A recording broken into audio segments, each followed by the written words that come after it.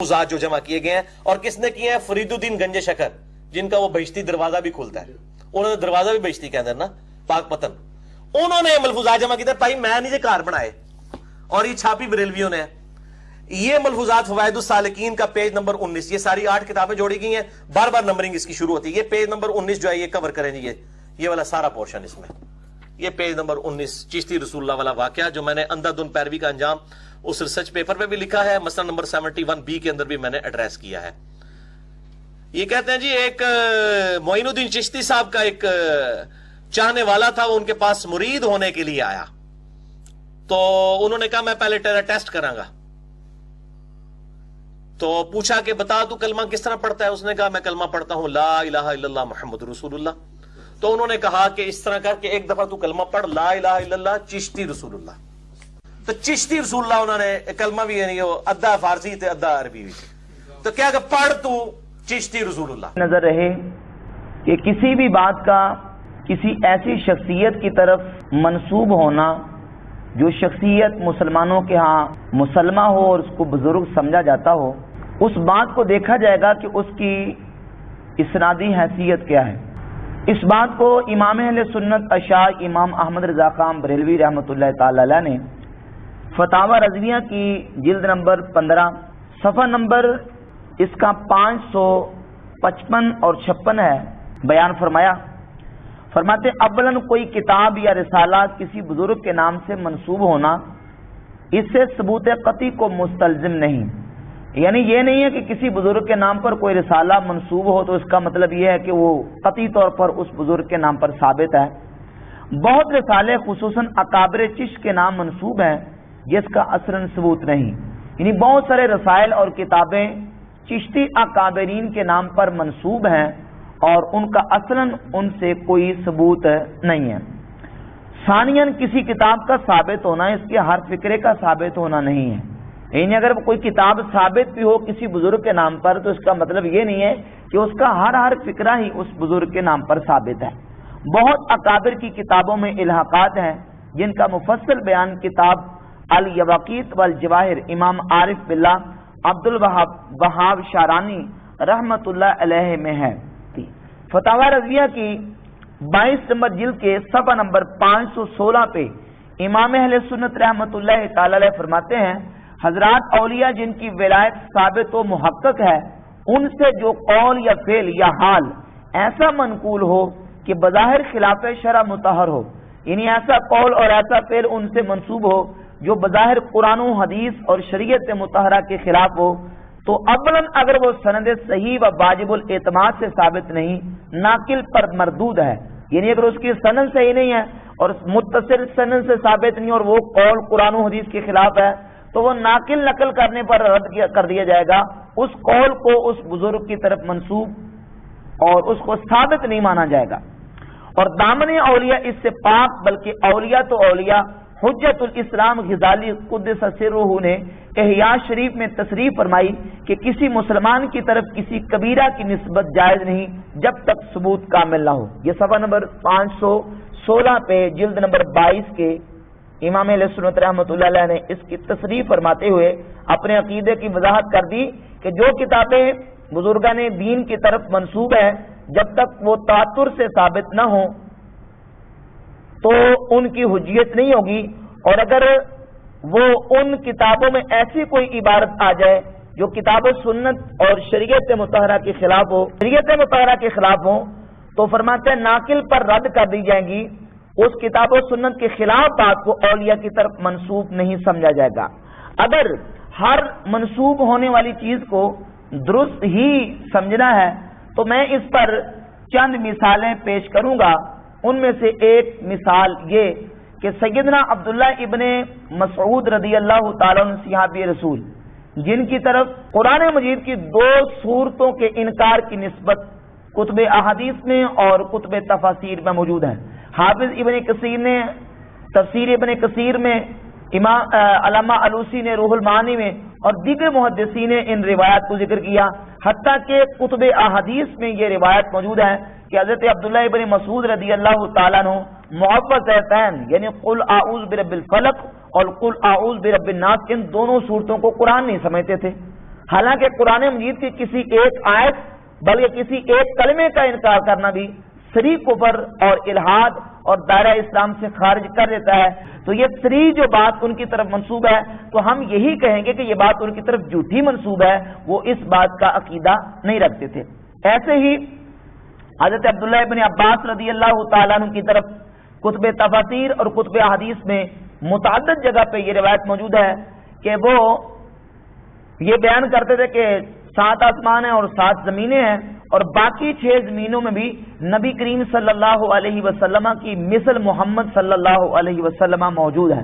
یعنی جس طرح ہماری زمین میں نبی کریم صلی اللہ علیہ وسلم مبعوث ہوئے، باقی جو 6 زمینیں ہیں ان زمینوں میں نبی صلی اللہ علیہ وسلم کی مثل نبی موجود ہے. اور یہ عقیدہ کہ اگر اس اثر کے ظاہر کو اگر مانا جائے اور اس کو ظاہر پہ محمول کیا جائے تو یہ اثر بالکل سرکار دو عالم صلی اللہ علیہ وسلم کی ختم نبوت کی نفی کرنے والا ہے. کیونکہ جس طرح حضور نبی کریم صلی اللہ علیہ وسلم کے بعد کوئی نبی نہیں آ سکتا، حضور کی یعنی بعدیت ختم نبوت کے منافی ہے، اس طرح معیت بھی ختم نبوت کے منافی ہے. یعنی رسول اللہ صلی اللہ علیہ وسلم کے بعد جس طرح کوئی نبی آئے تو سرکار کی ختم نبوت میں فرق آتا ہے، اس طرح حضور کے دور میں بھی کہیں اور کو نبی ہو تو تب بھی نبی کریم علیہ الصلوۃ والسلام کی ختم نبوت پہ زد آتی ہے. لہذا یہ اثر اس کے ظاہر پر اس کو تسلیم نہیں کیا جائے گا، بلکہ یہی کہا جائے گا کہ یہ حضرت عبداللہ بن عباس کی طرف منسوب ہے. اسی طرح تلک الغرانیق الاولیٰ والی روایت جس کے بارے میں مرزا خود کہہ چکا ہے کہ یہ موسٹ ڈینجرس مثالیں ہیں اور یہ خطرناک قسم کی روایت ہیں جو تفاسیر اور احادیث کی کتابوں میں موجود ہیں. اور صحابہ اکرام میں سے حضرت عبداللہ بن مسعود، حضرت عبداللہ بن عباس رضی اللہ تعالی عنہ کی طرف یہ روایات منسوب ہیں. مصنف بزار اور کشف الاسرار وغیرہ میں یہ متصل اسناد کے ساتھ مروی ہیں کہ معاذ اللہ العیاذ باللہ تعالی رسول اللہ صلی اللہ علیہ وسلم قرآن مجید کی تلاوت کر رہے تھے اور سرکار دو عالم صلی اللہ علیہ وسلم کی زبان پر شیطان نے 2 آیتیں اپنی طرف سے گڑھ کے جاری کروا دی.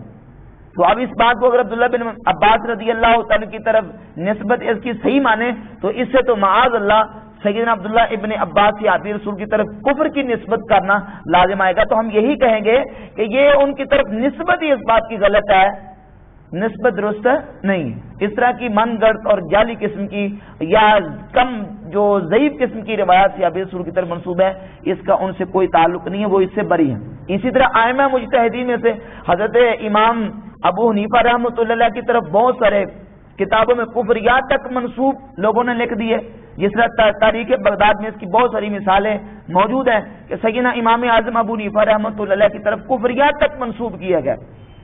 حالانکہ امام ابو حنیفہ رحمۃ اللہ علیہ کی ذات اقدس وہ تمام جو اہل سنت کہلانے والے ہیں کم از کم ان کے ہاں مسلمان ہیں. وہابی، دیوبندی، اہل سنت و جماعت سب امام ابو حنیفہ رحمۃ اللہ کو کم از کم اللہ کا نیک بندہ اور مسلمانوں کی امت مسلمہ کا امام ضرور مانتے ہیں. تو اس کے باوجود ان کی طرف کفریات تک منسوب ہے.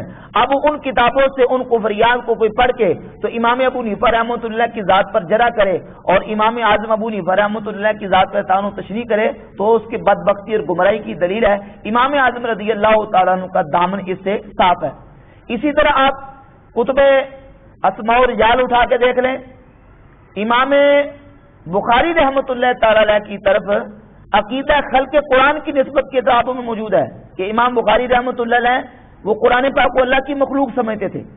تو نسبت ان کی طرف موجود ہے، حالانکہ امام بخاری کا دامن اس سے صاف ہے، وہ قرآن کو اللہ کی مخلوق نہیں سمجھتے تھے. تو صرف کسی بات کی نسبت ہو جانا کسی اللہ کے ولی کی طرف ان کی ذات کو مجرور نہیں کرے گا جب تک کہ وہ نسبت تواتر سے ثابت نہ ہو. کسی مسلمان کی طرف بھی کبیرہ گناہ کی نسبت کرنا تواتر کے بغیر جائز نہیں ہے. یہ جا کہ وہ مسلمان شخصیت جن کی ولایت کلمہ پڑھنے والے تقریباً تمام فرقوں کے ہاں مسلمہ ہے کہ اگر کوئی ایسی بات بزرگان دین کی طرف منسوب ہو تو اس کی نسبت کو غلط کہیں گے. اگر نسبت کو غلط نہیں کہنا تو پھر حضرت عبداللہ بن مسعود کی طرف جو قرآن پاک کی 2 صورتوں کے انکار کی نسبت ہے اس کو صحیح مان کے پھر ایمان باقی رہے گا. امام بخاری کو کیا کل کے قرآن کا قائل مانو گے؟ کیا شیخ حضرت عبد القادر جیلانی رضی اللہ عنہ کی انہیں طالبین کے اندر جو تمہارے عقیدے کے مطابق شرک ہے اس شرک کو مان کے شیخ عبد القادر جیلانی کو کافر کہو گے؟ یا اسی طرح دیگر امام اعظم ابو حنیفہ رحمۃ اللہ علیہ یا دیگر محدثین اور اکابرین امت کے خلاف جو متعصبین اور معاندین نے کفریات تک منسوب کی ہیں، ان کفریات کو نسبت صحیح مان کر کیا ان کی ذوات اقدس اور ان کی جو ذوات مبارک ہیں ان پر تعین و تشریح کرو گے؟ نہیں، تو جو تعویل وہاں کرو گے وہی تعویل ان بزرگان دین کے بعد اور علنان ممبروں پہ کہا جائے کہ یہ فسادی کتابیں ہیں تبدیل ہوئی بھی، اور ان کو چوک میں رکھ کے آگ لگائی جائے. خالی کہہ کہ جان نہیں چھوٹے گی، کتابوں کے نسخے واپس لیں. دوسری منطقی انجام، پھر لوگوں کو کہیں کہ یار یہ ہم بزرگوں کے پیچھے آپ کو لگایا ہوا تھا، خدا کے لیے اللہ نے حفاظت کا ذمہ لیا ہے قرآن اور حدیث کا، بزرگوں کی کتابوں کی تو کریڈیبلٹی خراب ہوگی. اور یہ جو کہتے ہیں نا جی اچھی بات لے لیں قرآن حدیث والی اور بری چھوڑ دیں، تو اچھی بھی ادھر سے لینے کی ضرورت ہے، وہ پہلی قرآن حدیث میں موجود ہے. کہتے ہیں جی قرآن حدیث کے مطابق ہے تو لے لیں، نہیں ہے تو چھوڑ دیں، تو وہ پہلے ہی قرآن حدیث میں موجود ہے، اس کو ہی کیوں لینا ہے؟ ایسے کر کے کان کیوں پکڑنا ہے؟ گندگی کے ڈھیر سے کیوں چیز نکالنی ہے؟ جب صاف ستھری سبزی آپ کو مل رہی ہے تو گندگی کی ڈھیر پہ کوئی اگا ہوا آلو آپ نے لے کے پکانا ہے؟ یہ بھی فراڈ ہے.